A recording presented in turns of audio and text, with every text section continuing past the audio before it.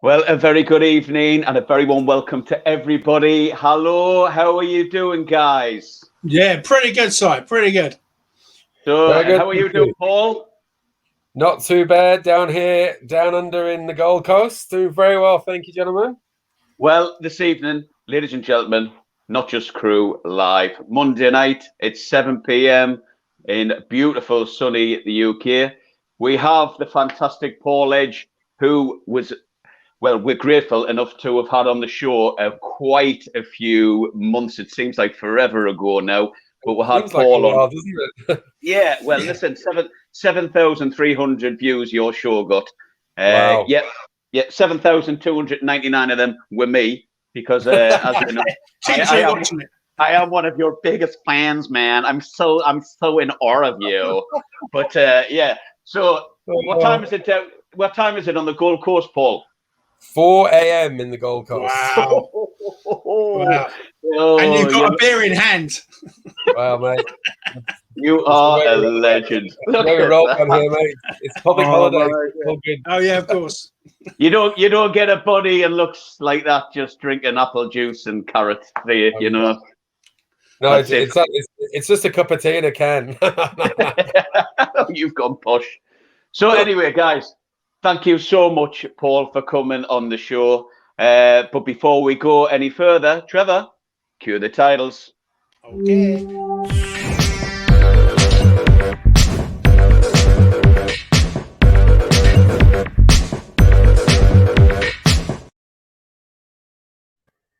Right, let's get straight into this one because we know time is of the essence. How are you doing, Paul? I'm really good, really good. Thank good. Great to be back on the show again. Thank you for having me for a second time. It's like Edgy the comeback. Right, so what I'm going to do, nice laptop, Trev. What I'm going to do is basically, I want you, Paul, because since you were last on the show, yeah, let's just say, I would say there's probably about 6,000 more members within our group that probably have never met you before. So give us a brief rundown of what your connection is with flying, and then we'll get to where you actually are now because you've gone off in a totally different direction. Okie doke. Yeah. Go for it. It started around 1904 with the Wright brothers.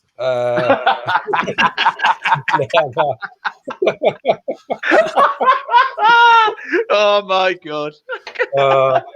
No, so basically, it was a while ago, but back in '97, I was working at Manchester Airport, and there was an advert for Transair International Airlines. So I went to that airline, did a couple of years of charter, then I went to Virgin Atlantic, and from Virgin Atlantic, I was really lucky to go to Australia to Virgin Blue for 1 year, and then met someone in Australia, stayed in the country, and I joined Virgin Australia with the startup of their international airline in 2008. And then very, very lucky, went to Etihad in 2017 on a secondment, which finished in the middle of last year. And sadly, due to COVID, with Virgin Australia ceased operations and recently finalized redundancy. So 23 years in the air. Had a great time, met some wonderful, wonderful people over the years, such as Simon and Trevor, many, many more guys and girls that are friends for life. So, yeah, I was very blessed. But, yeah, grounded now and back home in Australia. So, loving life. Do you know what it is? What's always impressed me about you, Paul, is that you're never shy and you never, kind of move away. You always seem to give it a go. You've always been you've had the mindset where if there's a world out there and it needs to be explored, don't just limit yourself to where you're comfortable with. You went to Australia, you give that a go. You went over to Abu Dhabi, you give that a go. You just not seem to be daunted or fazed by anything. Where do you think that comes from? I don't know, really. Just I always said to everyone, I'm just a working class boy from Manchester, and my dad was in the military, and he traveled the world with the Navy and stuff, and he always talked about these travels overseas and what have you. And because I'd worked in the airport for a couple of years, I kind of had that little buzz you get from just the airport operations and this and that. And yeah, this little advert was in the paper to start flying, and I was like, you know what, I'm going to do it. And yeah, you just, like the Abu Dhabi thing, it was just a really good opportunity, and it was definitely out of the comfort zone. But there's a big world out there, so there was a lot to still see. And I went over there as a direct entry cabin manager, so there was a hell of a lot of pressure from both sides, both from Virgin and from Etihad. Yeah, I think my parents were always really supportive. Like my dad was offered a chance to come to Australia in the 70s, and he never took it because he didn't want to leave his parents and this and that. And my mum and dad, when I said I was emigrating here, they were fully supportive. They said, go and make yourself a good life. And, yeah, so they've just, my mum and dad were always supportive of my traveling and of my work. And yeah, I think it's come from there. I'll tell you what. Sorry, Trev. I'll get this in, and then you can. I'll let you do your magic. Whenever I've met you, Paul, you always seem very calm, right? That just seems to be your character. You're very approachable. You seem to take everything in your stride.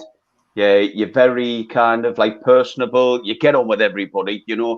Has there ever been a time? There's got to have been. There's got to have been a time in your life where you've thought, I'm out of my comfort zone. This isn't right for me. What the hell have I done? Kind of thing. There must have been, but not shown it. Well, I just think, especially if you're an onboard leader, which I spent most of my flying career as one, you have to show confidence to those people that you're working with, and to the guests as well. I guess if there's let's say there's a medical happening and stuff, you don't want to be running around like a headless chicken. You've got to kind of show calm, because people just look up to you. And what was really interesting when we first started Via Australia, we weren't in uniform till the last week of training. So everyone was kind of the same. But then as soon as we got our uniforms, and obviously the cabin managers were a different color uniform, there was a real shift in the dynamic. People started looking to us for, all right, what do we do? And it was just kind of, yeah, I don't know. If you say I'm calm, I'm happy that my wife would disagree. If you see me play football, you would definitely disagree. But it's just about, I don't know. It's kind of trying to just have a professional kind of look, professional outlook. Yeah, I think, not sure really. Just yeah, I think calmness shows good leadership. It shows that you're in control of a situation, and that you're confident and you're competent in what you're doing. So, yeah. Yeah. No, I must admit, I'll jump in on there. In fact, it wasn't something I was going to talk about just yet, but ever since I've become a cabin manager, I overheard the flight deck talking about they always work in an atmosphere of calm, and I didn't actually know really sort of know what that meant. And they explained it to me. If they have an engine fire, there's no point going and chat to what we're going to do. They literally go into a drill.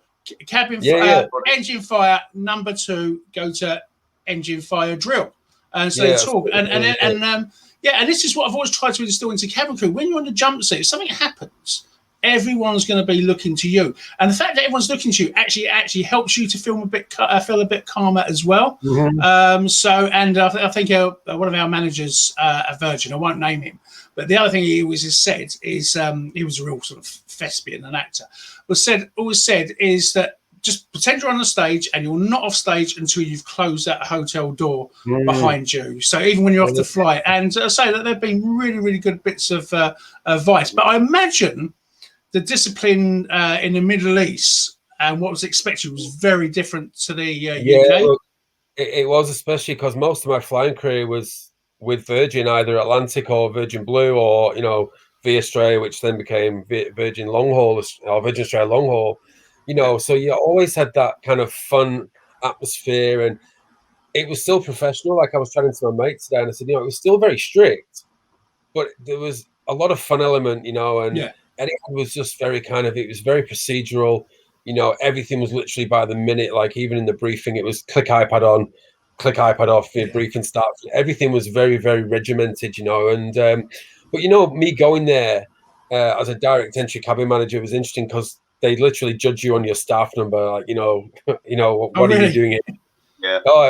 And you kind of for the first few months, I kind of kept trying to explain to people, what I was doing and da-da-da. Then obviously after a little while, you've kind of forged a little bit of a reputation, and the crew obviously talk. Oh, have you flown with Paul from Australia? Like, he's a really nice flight manager, da-da-da. But I always kind of was like, you know what? I still want things done properly. Yeah. I know, right? You wouldn't believe it, would you, Si? No. I would believe it, Paul. But you still got to enjoy the job. There's no point coming to work. I heard so many stories of crew crying at work because, they'd been like put down in front of the, and I was like, my God, how do these people operate like this? It's kind of, we're all in that tube together. Like, you're one team, and yes, of course you have to have ranks because that's just the way things are. But at the end of the day, when the shit hits the fan, you're all in it together to get one end game. There's one goal at the end of it, to have a safe operation. I was very unfortunate to have a death on board, on a Virgin flight a few years ago, and it was something that I never ever wanted to happen. But I tell you what, man, I was so proud of that crew. The way they, all right, we lost the lady, but the crew were just so amazing. Everybody did everything good. Mate, it was just unreal. Like, everyone just switched on straight away. Like, half the crew were in rest, and they came down and just jumped on board. And that calmness, like you say, Trev. You go into the flight deck. Oh, Captain, we've got a lady. She's we're doing CPR, and there was no, like you say, it was like, okay. I need to call Medlink. We've done the PA for doctor, all this and that, and you're like, there's chaos going around, but you're in this kind of, I wouldn't say euphoric state, but you're in a kind of state of mind where it's just kind of things you have to calm, So yeah, but going over there, Trev, it was definitely out of the comfort zone. It was sticking the toes over the edge of the surfboard. But you know what, mate? I loved it. I had such a good time there. It was great, and what was that? Someone playing a guitar riff in the background. What's that? Jimi Hendrix. Is it John Bon Jovi on next? Oh, do you mean that noise in the back? I think a little fizzy motorbike just went past the went past. I'm gonna have to upgrade our studio. I hope it wasn't mine. Bloody hell! That's what nicked it. It took it all the way down to Heathrow. I don't think it'd get down there. No, I was going to say, I think it'd take a bit longer than that. See, I want to jump on just kind of what you two have covered there as well, because this is one of the reasons why I encourage so many people who work or have worked as cabin crew to come over to like the NHS and work on the road, life on the road, because that calm discipline, that ability to kind of, when chaos is kind of like ensuing and passengers will be thinking, what's going on kind of thing. It's exactly the same with the ambulance service. I've turned up to jobs, really grim jobs where the police have been required, where somebody's died and it's not been their fault, basically. And there's all kinds of activity going on. The blue tape's flying up, the police are there. We've got crews flying everywhere. There's screaming, passing people who are watching. A lot of stuff going on. But I really believe, like, the training that we've had as cabin crew, you can kind of like, you've got the ability to take a couple of steps back, even though you're doing everything in real time, but you're watching, you're seeing everything that's going on around you. You're kind of putting pieces of the jigsaw together. You're looking at what's going on in front of you. It's such an unbelievable kind of skill that I think that we've had as cabin crew to be able to do this, because I do look at other people and they've kind of lost it a bit, you know what I mean? They're not thinking straight. Whereas like you've got this kind of like ability to go, oh, don't worry, it's all right. Just grab that there and just do this kind of thing, as if it's everything's all right. And it is really, because like, it's like what Trevor was saying. What you're going to do? Go, oh my God, someone's been stabbed. God, what joy! No, you've got to deal with that situation. Do you know what it's like? It's like, this might sound a bit weird, but it's like you step out of yourself and watch what's going on from a distance. Yeah. And that's what I think some amazing professional and the best footballers must have, that skill as well, because like they seem to do things, they've worked it out like 5 seconds before they've even done it. They know, and it's like they make it look so simple, whereas other people, they'll wait till they've got the ball. They'll wait till they've got the ball before they've decided what they're going to do with it. Whereas, like, when I played professionally, I would be like, I'd already have that sussed out, you know what I mean? I'm like, the ball's coming, I'm just going to launch it in there, like, you know what I mean? And like Shearer will just bang it in. Of course he will. You know? Is this a good point to mention to everyone that Watford got promoted to the Premiership? Go for it. On what day are we on now? Monday, yeah, on Saturday, and I'm still celebrating that amazing feat. Well done, the Hornets. Well done, the Hornets. But Paul, if I can get back, you know, we were talking about atmosphere of calm, and you were saying, you know, so many different cabin managers have got different reputations, and I often wonder why some of them make what could be a really easy job hard, even if it's chaos in the cabin. If you've got a crew on side, you know you've won half the battle, no matter what's thrown at you. And I just wonder what's in that mindset of some of my colleagues. Do you think it's they have to sort of prove himself, or over trying to prove himself? Is it a power thing? Is it thinking they've been promoted above their abilities? What do you think it is? Yeah, I don't know. Sometimes, I mean, I actually, because Alex, you know, Chiz was my kind of team leader back in Atlantic, and after I've been a purser for 2 years, he's like, mate, you gotta push for FSM, and I was like, no, I'm not ready yet, Trev. Alex, and you know, I was like, you know, and he's like, no, mate, you've got to go for it, and I was like, no, I don't feel that I'm ready, you know, but I think some people do it for the extra cash, you know. You know, that, which is fair enough. Some people get a power trip about it, and maybe some people do it because they're not that confident in their own ability, that they have to kind of overcompensate by being like, I'm the one in charge kind of thing, you know. But I think, you know, to be a really good leader sees the best in all their team. You know, like when in Etihad, when we had lots of new crew joining a couple of years ago, I used to brief the CS and say, listen, you've got some really senior junior crew in economy. Give them like the power to coach the new guys. Take some stress off yourself. Yeah, you know, and just let them be a leader as well. Like anyone can be a leader. You know, there's the qualities are there. But going back to your question, Trev, it's a weird one. Hey, like some people just want to make life so difficult for themselves. Yes. Mm-hmm. You know, but you know when you're leading that briefing in that, you know, that briefing room, especially we all flew 747, right? And you had 16, 17, 18 crew back in the day. You want your team on side, don't you? You know, you've obviously got to put some standards there and give a bit of a goal for the trip.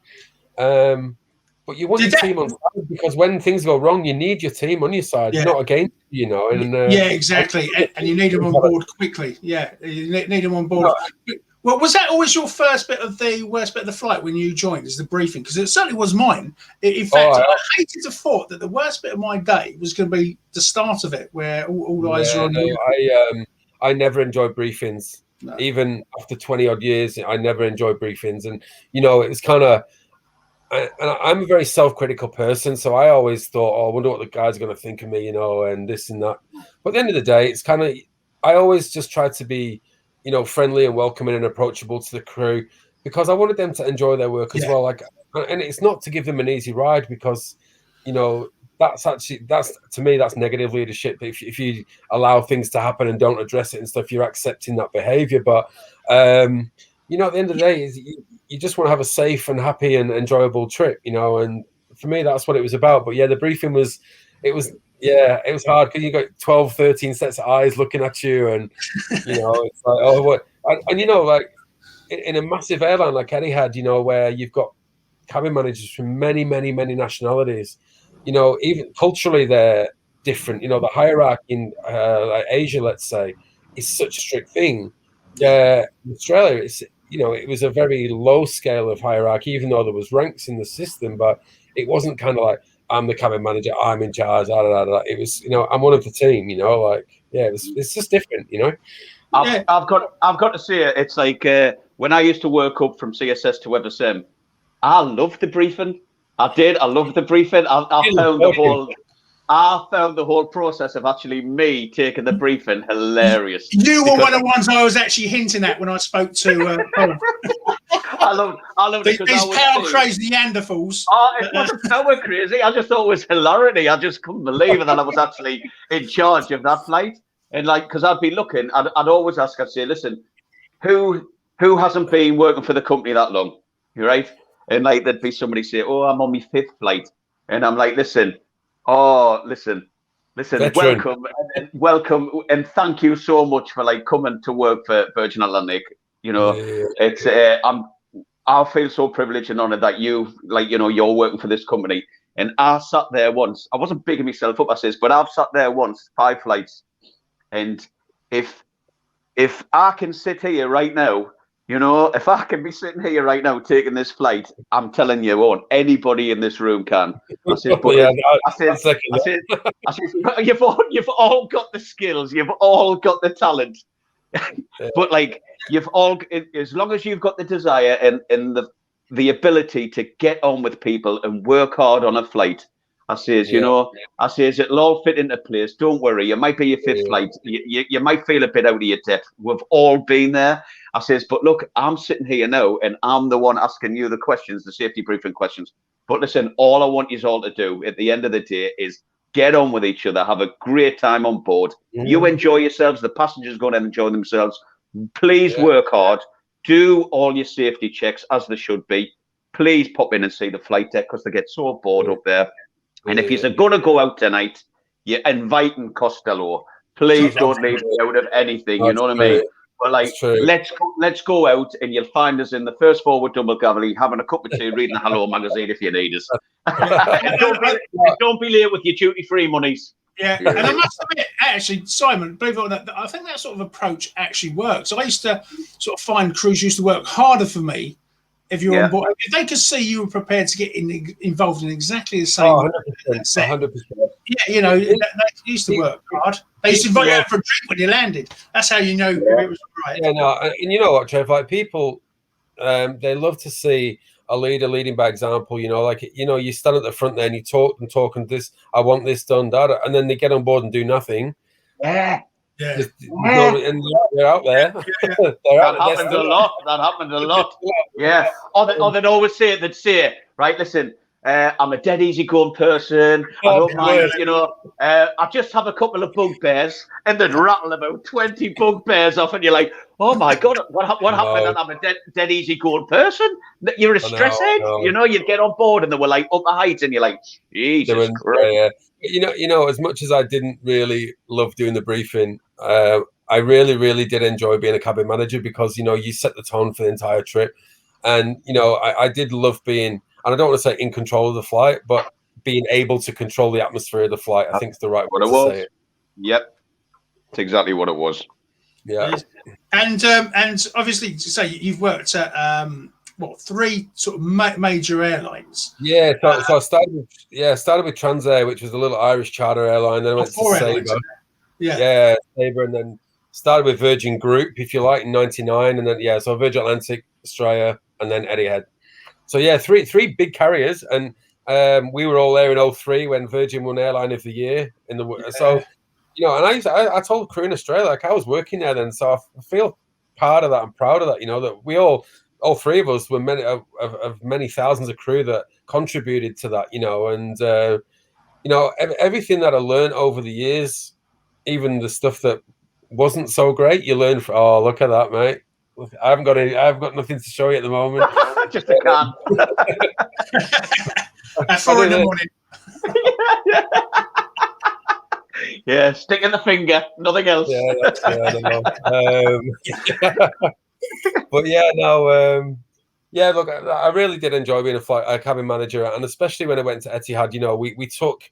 I was in a really amazing group. There was, I think, 11 of us in the training group. We were all direct entry. We had about 180 years experience between those 11 people.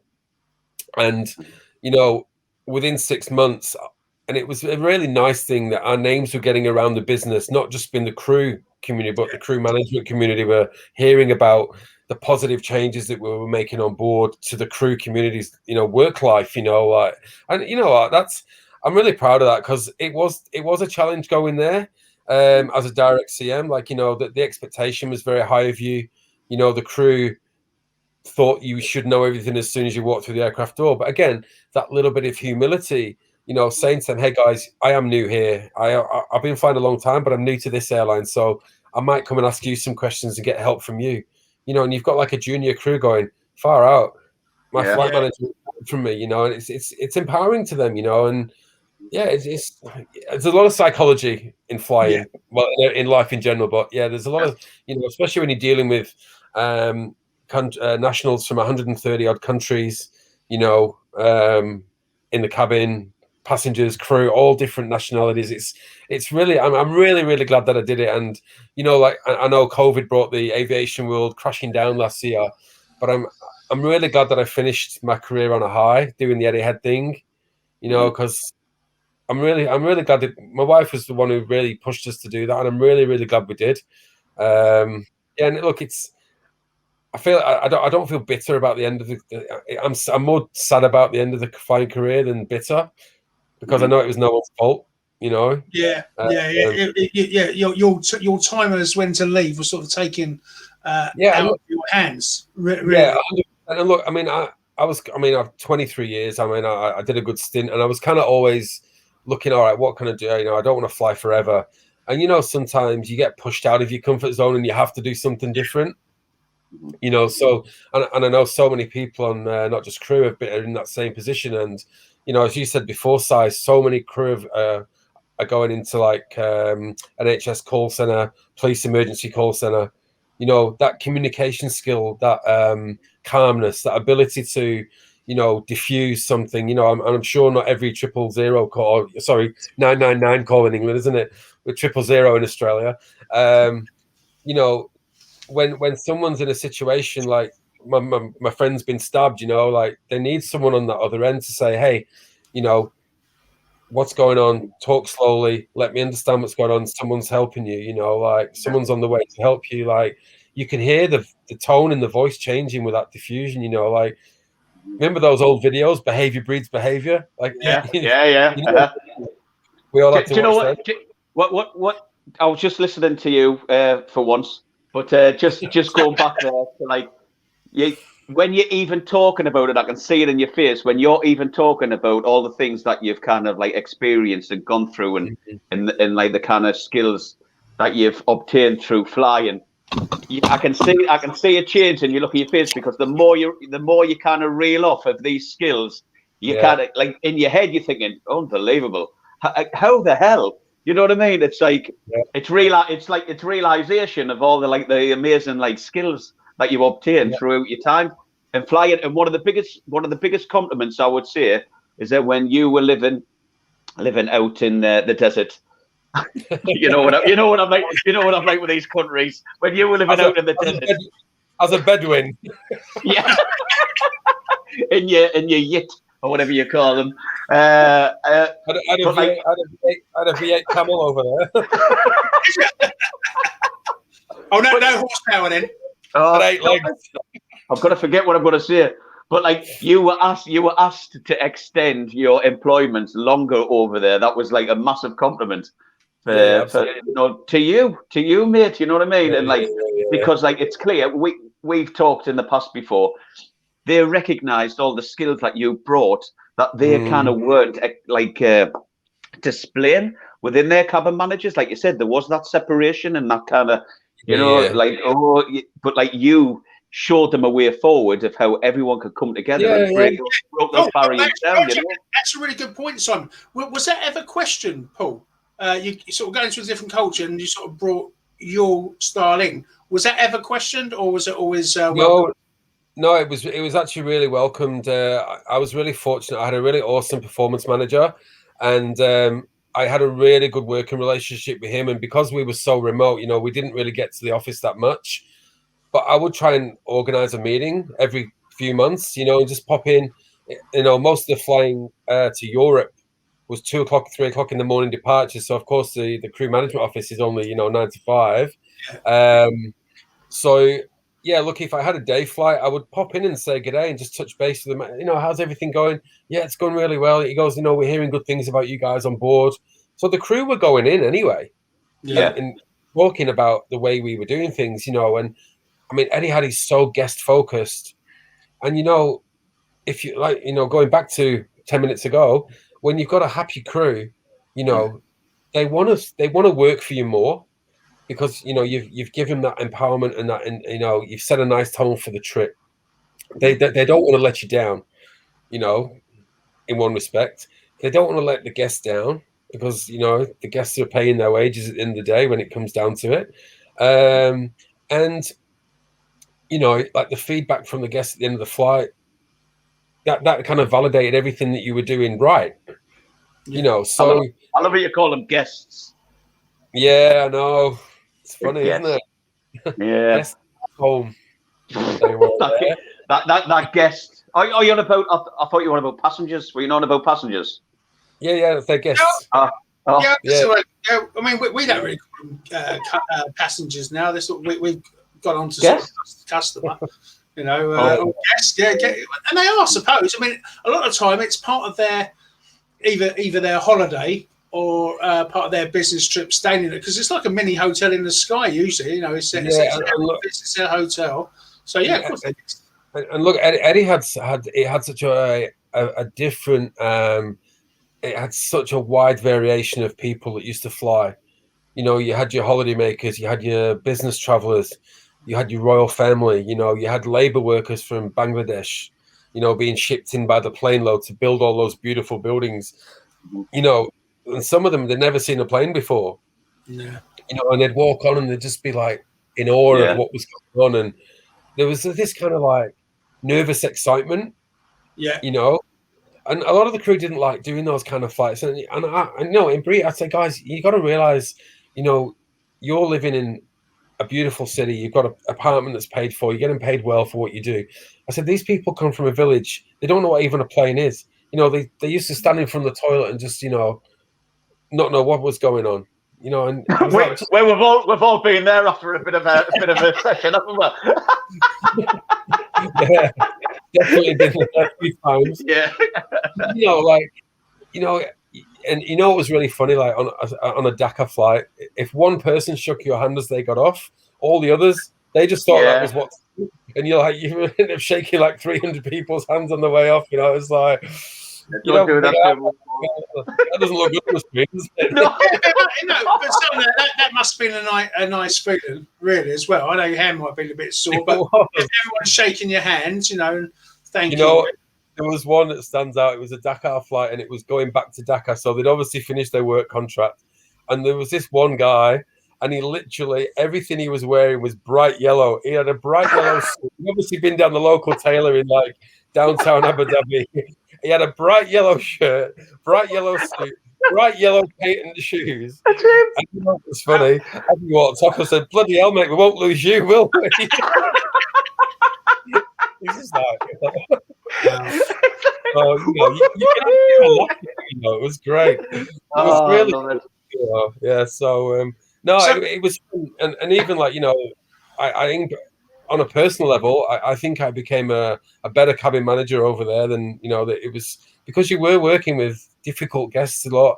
You know, the crew, you had to work with many nationalities and you had to kind of adjust your style to deal with situations every time you went to work. So, yeah, it was brilliant. But I enjoyed it. It was, and you know what? When I did my interview, you guys last year, I think we knew the contract was ending at that time. But so. I wrote like a goodbye thing on the intranet, like the internal intranet. And, you know, I'm not talking myself up here one bit, but the amount of comments that the people were writing, crew that I'd flown with only one time who were writing, you know, it was an absolute pleasure to meet you and you made my flight amazing. And I'm just like, my God, I didn't even realize that must have helped with like kind of like the ending of flying. That must have helped a lot. Mate, it was really humbling, actually. It was really humbling, you know, to know that you were contributing to someone enjoying their life in Abu Dhabi. Because, you know, for a lot of people, it was quite lonely there. You know, a lot of people went there, you know, they're not from, let's say, more privileged countries, you know, and then they went there to earn money and send home to their families. Like a lot of girls who were from Philippines had children back in Manila and other places, you know, and they were working Abu Dhabi, missing their child growing up. Wow. You know, to make their life better in the future. You know, so yeah, it was kind of, and you know, you heard them stories sometimes. It was a bit upsetting at times, you know, but it was kind of, you know, people didn't go out because they had to save money. But you know that I would, he always chats to the crew and I said, you know what, guys, I said, I understand that. I said, it's not for me to judge. I said, but you know what, you came here for you as well. Like at least once a month, just take the train into the city somewhere and go and have a coffee and just sit in the city and watch, like when you finish your flying career, have something good to look back on, So you don't spend your whole time looking in four walls in a hotel room, that's not why we do the job. So correct. And Paul, so when sort of COVID-19, how quickly did it all come to a head? I mean, I remember, I think last time we chatted, it still wasn't 100% sort of sure. So how quick did it all happen? Yeah, look, it came pretty quickly because I know I had a Melbourne flight rostered and it was a 2-night layover, and I was really looking forward to it because they were quite unheard of.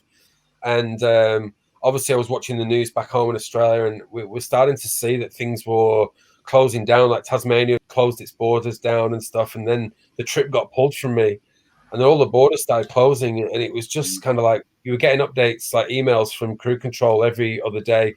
Okay, Belgium's now shut its borders. No flights to Brussels until further notice. Germany's closed its borders down. Like it was just kind of, oh my God, this is horrendous. Yeah. What's the state of play there now then with the COVID and restriction? Well, apparently it's pretty bad over there. I mean, do they tell the correct numbers? I don't know. There's a huge immigrant labor community there, labor camp working community there, and they're all living 10, 15 in a house. And, if one person gets sick, they all get sick kind of thing. So who knows what the true numbers are. The way Australia is managing it at the moment, the international borders are kind of semi-closed. They're letting a few people in every day. I think only like 50 in Sydney or something. So planes are 787s are flying from Abu Dhabi with 30 people on board. Yeah, it's just sad. Like Abu Dhabi airport, all those planes parked on the runway. Not going anywhere for months. I mean, I still talk to a few of my mates over there who are pilots, and I think they're about 40% flying at the moment. And then, of course, India just closed down pretty much. So, and that's a big, big part of Etihad's network. So, yeah, look, we went into lockdown for 21 days over there, like complete lockdown. And then they were sterilizing the city. So we were kind of 8 till 6 every day after the first 21 days curfew. So it was quite challenging, but Etihad provided food for the crew. They were delivering food every day to us and stuff, so it wasn't so bad. But well, another vaccine. The vaccine's coming in. Is that going to help? I don't know. Have you had one of the vaccines yet? No, in this country the rollout's kind of come to a bit of a halt, and there's been a few people getting the blood clots and stuff. So the AstraZeneca one's causing blood clotting to a few people. So to be honest, mate, I don't know, on a personal thing, I'm really, unless I really have to have it, I don't really want it just yet. Yeah, right. Same here, but really, it's come out very quickly, and I don't know if it's a bit of a false sense of security. I don't know.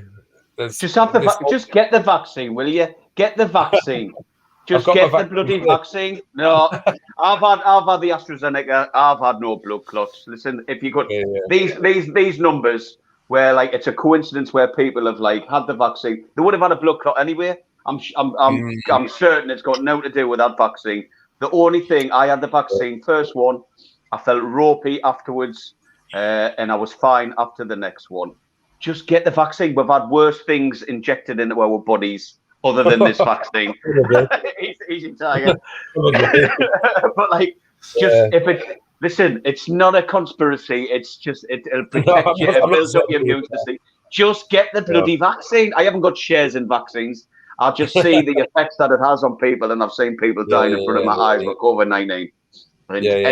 Anything that's out there to kind of like build up your immune system and you not suffer the symptoms of COVID-19. Well, just look at Matt Dockery. He nearly died before we got from it. That was the name I was going to say. One of our mates got really sick with it, didn't he? And he's very grateful to still be living. So yeah, I get it. I'm just going. I mean, we can't go anywhere at the moment. To be fair, Australia, like, we're getting minimal cases. Most of the cases now are coming from outside into hotel quarantine. Western Australia's just closed its borders. You know what they do here though? Like, New South Wales is managing it really, really well. in Queensland, you know, they have one case in Brisbane and they shut the city down for 3 days. And, you know, it's kind of, we kind of got to live with it. Do you know what's so funny? I went to Melbourne for a night about 3 weeks ago, and we landed in Melbourne Airport, and 7 News stuck the microphone under my nose, like at the airport, and they couldn't miss it, to be fair. Oh, really? Yeah, I know how you feel on that one, mate. I get a lot of nose jokes. You know, what's your thoughts on the lockdown? And it was kind of like put on the spot, and I just kind of pretty much said, you know, look, this is not going away anytime soon. We've just got to learn to live with it. We can't keep locking down places, you know, like I live in the Gold Coast now, and when we came home last year, it's winter, like July, August time is winter here, you know, and Gold Coast is normally really busy because a lot of people from Melbourne and Sydney come here in the winter because it's still warm. Mate, it was like a ghost town. Yeah. It's so sad, and you know the tourism sector in this state, Queensland, has been hit so badly. Like, you know, it's really sad. And you know, you see things starting to get back on track again, and then you know, all of a sudden, bang, there's a lockdown, and you know, over Easter we had a lockdown. And look, I feel for the premiers in a way that they're damned if you do, they're damned if they don't, but we just got to learn to manage and live with this now. You know, it's been a year plus, you know. I know what you're on about. Listen, we haven't touched on what you're up to now, my friend. You've done all the flying, we've covered COVID. What the hell are you up to nowadays? So, mate, what I am doing now is I'm an operations manager in a plastering and painting company. Wow. So I'm in construction. Yeah. And how did that come about anyway? How did that come about? From flying? I know, but tell the viewers. No, it's actually a family business. So my wife's 2 brothers have this company, and they were basically running it themselves, and they're both tradesmen, so they're working on site all day long. After work, they were going quoting, then they were going home, and then they were working till 9, 10, 11 o'clock at night doing paperwork and all that kind of stuff. They didn't have really anyone running from behind the company kind of thing. So when I was in Abu Dhabi, they every time we spoke on the phone, they're like, when are you coming home? You know, we really want you to come and work for us. You know, your customer service and all the rest of it. It would be real like a bonus to have someone like that on board, you know, because not all tradies, you know, they're just tradies, you know, they don't speak like customer service background, you know, and this and that. So yeah, basically they invited me to come and join the company. And again, this is a really big getting out of your comfort, going into something so different. You know, I don't have a trade background either. So I was like, okay, yeah, I'll do it. They said, look, give us 3 to 6 months. And if you don't like it, you know, go, if you want to go and do something else. But, you know, when I joined, I got the social media pages sorted out. I did the Facebook and the Insta pages. I got my office sorted out in the factory unit that we have. Yeah, I'm going out quoting. I'm dealing with supervisors. I'm doing the scheduling of the jobs. I'm dealing directly with the clients. So when we get insurance work coming through, I call the client and I discuss what we're going to do with them. And on the phone, sometimes if it's a bigger job, I'll go and meet them at their property and explain what's going on and what have you. So it's a very hands-on job. But the skills from flying, like the people side of things, you're still dealing with issues and problems, and you're putting fires out, and you know, again, it's how you handle that, and again, trying to get a positive outcome for things at the end of jobs. You know, it sounds like you're building relationships with, like, you know, probably like what your family members didn't have that. You're building relationships up with these extra organisations. Yes, yeah, there's a little bit of like business without even kind of having that role. There's a bit of business development as well. You know, we've managed to get on some more building companies' insurance panels. So there's other you know, we do a lot of work for one company. We do private work as well, but I'm trying to get involved with like real estate. I did a quote for a guy recently, and the client didn't want the quote because they wanted it done like tomorrow. And we're fairly busy, so you know there's a bit of a lead time to start work. But they were buying the house and moving in unseen, so they just wanted it done, painted straight away. But you know, having the conversation, I met the real estate agent at the property. and you start having a conversation about, okay, well, if there's any work further down the track, here's my business card. Let's have a coffee and let's chat about, if we can get a bit of a business relationship going. So it's basically trying to increase revenue for the business, so that we can take a couple more guys on.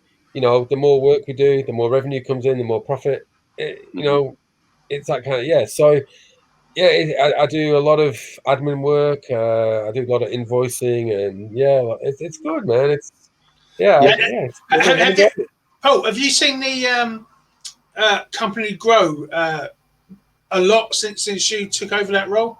Well, look, it is only a small business, so there's only 8 or 9 of us in the business. So to have that title, operations manager, it's kind of That's in good. a bigger business. It would be probably a bit different.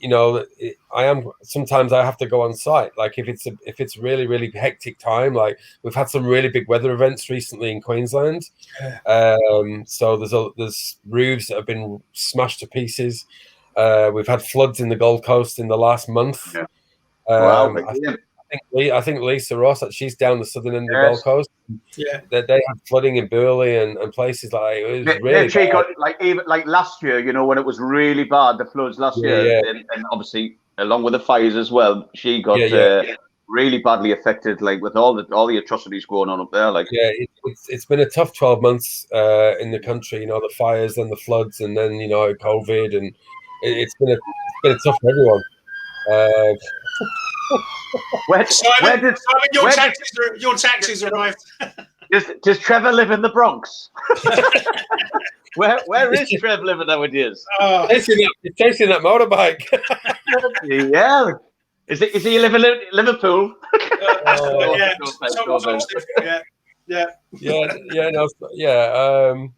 So look, it's an interesting job. It's sometimes it feels like there's not enough hours in the day. I don't really have a set hours, but I try and do office hours as best as I can. But the boys are on site at 7 a.m. So sometimes you'll get a phone call at 7 a.m. If they can't get into a property, so I then have to call the client, and it's just a lot of organizing, and it's I think what the boys wanted me to bring in was just that polish, that little bit of professionalism, dealing with people rather than we got nice shirts made for the business. Like if I go to a quote, it's like a polo shirt with the company crest on, and they got me a ute, but it's not a ute like a trade ute. It's a bit more of a nicer ute, but it looks perfect. It's all sign written, and so every time I drive the car, I'm advertising and stuff. I did a quote for the local fire station, so I'm hoping we can get it going with the boys in the when that job's finished, I'll go and see them, take some business cards, because what, I know we're going to do a good job there. They might want their own places painting, and it's just about building a client base, I suppose. Absolutely. And you're doing it, mate. You're doing it. It just goes to show it doesn't matter what you kind of since flying. Like I said earlier on, you don't seem daunted or fazed by anything. You go in and you bring yourself to the party. Wherever you go, you bring Paul Edge, what skills you've got, the kind of person that you are, which is a nightmare, I've got to say. But anyway, you can't win them all. No, I'm only joking. But you bring what all the qualities that you've got, and it's nothing short of remarkable, because you are such a great person. I really think a lot of you, mate. I love all the things that you stand for. I love the fact that you love your football and you're so passionate. I know it's Man United, but I don't care. It's like you've got a passion. You've got a passion for football, just like what I have, and it's great to kind of spend time with you. It's a shame that you're right on the other side of the world, but I love it when you come back home. Well, it was what hit home personally recently. It was my mum's birthday last Monday, and obviously mum was sick, as you know, Simon, last year and what have you. And, we were all supposed to be in Northern Ireland last week for mum's 70th, and it couldn't happen, and it's just, I know people have got a lot worse going on, but for me personally, I really, really wanted to be there, and it's just, this is the frustration now that I think people are facing is, they can't travel, they can't do what they're used to doing, it's just kind of like, when's this shit gonna finish, and at the end of the day, man, it is what it is. You know, we just got to kind of we'll get there. Mate, your mum's watching now. Give her a little message. I bet she is. She'll be crying her eyes out. There's your son, Edith. There's your son right under there. Blow her a kiss. Blow mum a kiss. Love you, Mum. Oh, bless her. Brilliant. And I'm going because obviously we're coming up to 51 minutes now. What are your thoughts? Because we discussed this a little bit earlier. Our partners with Miramar Connect have kind of like signed a partnership with Manchester United to reach out for our amazing community ex-flyers to work in customer like operations relations roles at Manchester United. What's your thoughts of that? It's really great. You know, all those people that you've been getting on board, supporting the crew community who are, you know, not flying anymore. And, you know, this group, like last year, it was already amazing. And honestly, you two guys and the other people that are involved in the background are seriously unsung heroes for what you do for everyone in the crew community in your group, you know, and all those companies that you've got on board helping and pushing people into, you know, new position. It's just fantastic, you know, and to get the opportunity to go and work at the best football club in the world. They need to be fair, they need a good bit of PR at the moment after what's going on last week. yeah, true. So I think customer service there definitely needs some of that at the moment. Just towards their own fans, never mind anyone else. But no, and it's funny, you know, like any industry that has dealing with the public, it's got to have some kind of customer service in it. Even for us as trades, there's got to be a customer service element in there. You know, you're dealing with people, you know, and for us, we go into people's homes. Like I call them up, and you know, like people don't like getting called by strange numbers, and I'm like, oh, hey guys, I'm Paul from Creative Plastering and Painting. We're a contractor for this building company. We've been assigned to do work. This is my standard patter on the phone. You know, we're going to start this job for you in like 10 days time. You know, when we talk about access, I'm not going to be home. And it's kind of like, okay, is there any way you can leave keys for us? And you feel them hesitating. Yeah. You know, but unfortunately, there is some shifty people out there who would take advantage of that, you know, and, you know, you have to kind of, even just in the conversation on the telephone, you're trying to straight away establish some kind of trust. You know, like, I mean, I'm happy to go and meet the client, you know, and, you know, organize whatever, you know, whatever makes them happy, you know. At the end of the day, they're a customer too, you know. Just because we're going painting their ceiling or whatever, they're still a customer, you know. We're taking money from them, you know. So, and you know what's really good as well, obviously not every job's perfect, and sometimes we have defects and what have you, and the customer will ring up. And this is kind of like from your flight skills, you know, when you get a complaint on board, you have to just deal with it and come out with an outcome, you know. So there's a bit of problem solving going. Okay, I look at the board, and you know, I might have to pull one of the boys. It's a bit like scheduling crew control. Pull one of the boys off his job in a couple of days and reassign it. And it's like last week, man. I had after cause I had the operation, a couple of days off work, and I went back in after 2 days, and there was so much going on. And I was like, how can this happen in 2 days? Yeah, 2 days. And so, you know, and I said to my brother-in-law, I said, "My God, how did you guys do this before I came on board?"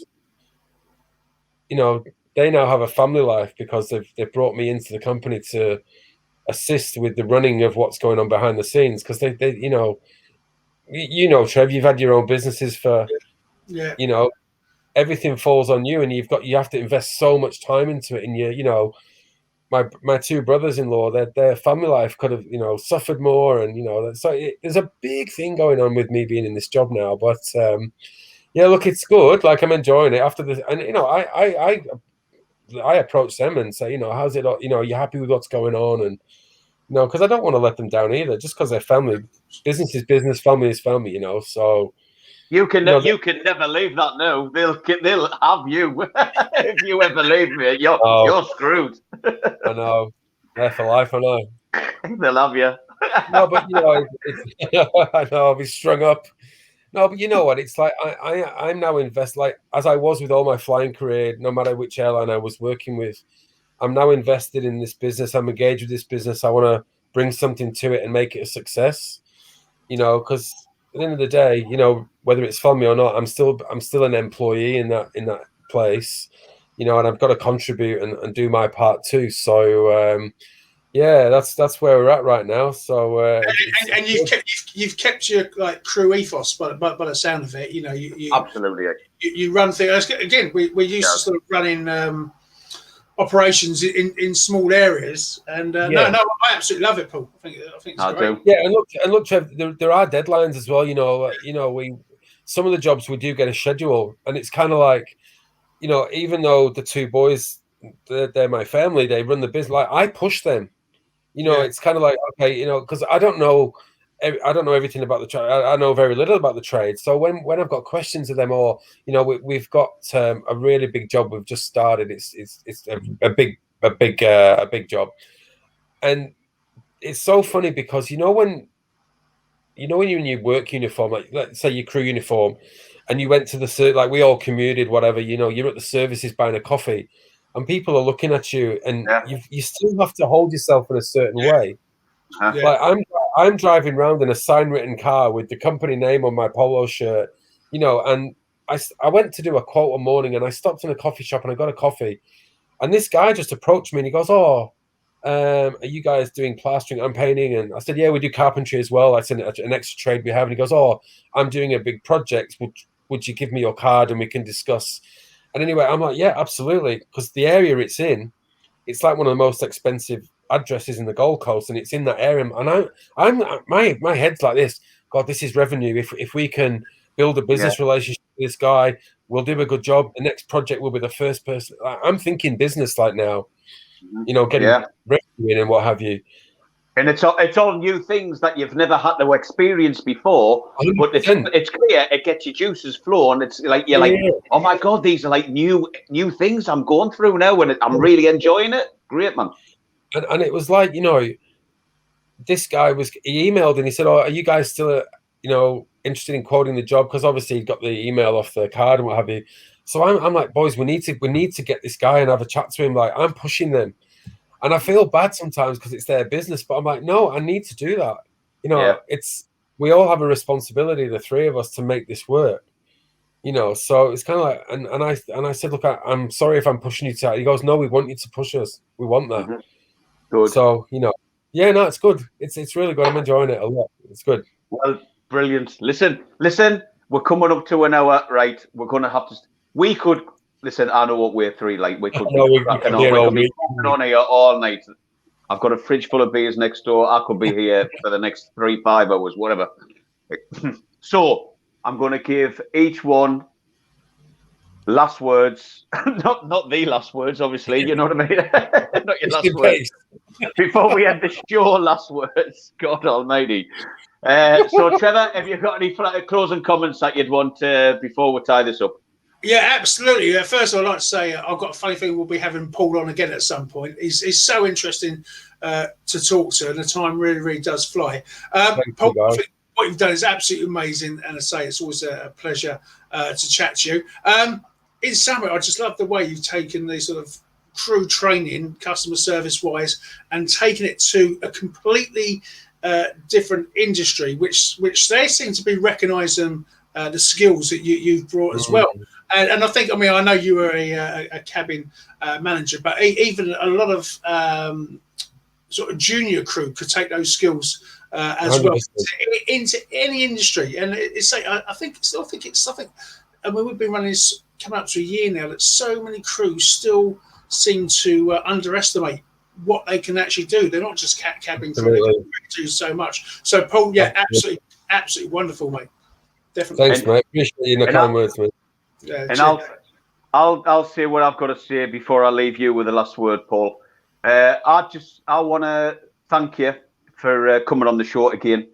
First and foremost, I want to say that everywhere that I kind of guessed that you've actually have worked for, places you've worked with, and the people that you've met, how lucky and better these people and organisations probably are because of you being with them and on board. It's you're gonna make me start, right? you're appreciative of kind of like what you've experienced as well. You're very much like the lad from up north who appreciates all good things. You've got yourself an amazing wife because of obviously the privileged position that we've experienced. I myself have experienced so many amazing things through flying as well, and I've got a wife because of it, and 2 amazing children. And I'm forever grateful of all the amazing people that I've met and still continue to meet now, but especially through my flying career with managers, airline people, trips, countries, all the amazing things that come with it. I'll always be grateful, and as I know that you are too, Paul. So listen, thank you so much for just being a part of our lives, for agreeing to come on the show again. I know you're going to do stuff for Not Just Crew in the future as regards to videos with hopefully Lisa Ross. She doesn't know yet, but she will do soon, like right now. That would be fun, because that would be good, because I think Lisa's I think she's back flying now, so it would be really good to Lisa. Excuse me. I don't know what happened there. Calm down, fingers. I thought I saw some more police going by, so I thought I'd be a little busy. Lisa Ross isn't that bad. We'll end the show now. Lisa Ross, Qantas food. But no, yeah. So I know you're gonna like hopefully do some things with Lisa. So on that note, you're a credit to everyone that is associated with you, especially your parents as well. Much love to your mother, who is one of our biggest fans, and we love you, Edith. Last words with you, Mr. Edge. Thank you again for having me on. It's been a pleasure to see you guys again. It's always fun, and we could do this show could go on for probably 6 hours if it was allowed to. It has been probably one of the toughest years personally, flying wise with mum and stuff. But you know what? We as people are so resilient, and all you guys on this group who are watching, or you're writing in, thank you for supporting one another. It's really amazing what you do. It's amazing what Trev, Simon, and the other guys in Not Just Crew do for all you as well. But just remember, everything you did in your flying career is perfect for pretty much any other job that is out there. I've got a mate at the moment. He's just got into Sydney Trains. Apparently, it's full of ex-crew because they're so good with customers. They're so good with schedule, operation, safety. There's 3 things I've just off the top of my head, that you guys, as former crew, have been drilled in for so long that you can take that skill anywhere. And don't be scared to get out there. I know there's a lot of you guys who are still kind of, feeling that you're not good enough to go and do something else, or you're scared to get out there. Just get out and do it. Just get out and do it. Well said, mate. Well said. Oh, well, listen, I think that's about it. Listen, thank you so much. You 2 amazing gentlemen, brilliant. Thanks for coming on the show. Listen, viewers, we hope you have a wonderful rest of Monday evening. Catch up with myself on Simon Saturday Summary this Saturday. And yeah, have a great week. Keep sharing all the positivity. Keep helping each other out. Keep watching what we're doing on www.thecrewmarket.com and notjustcrew.com. You can listen to us on iTunes, Spotify, and you can also follow us on WordPress. Watch out for our birthday, which is May the 4th, which will be the next show coming up. We've got so much in store for you. We're not going to give too much away. But guys, all the best from Not Just Crew. Hit the tapes. May the 4th be with crew.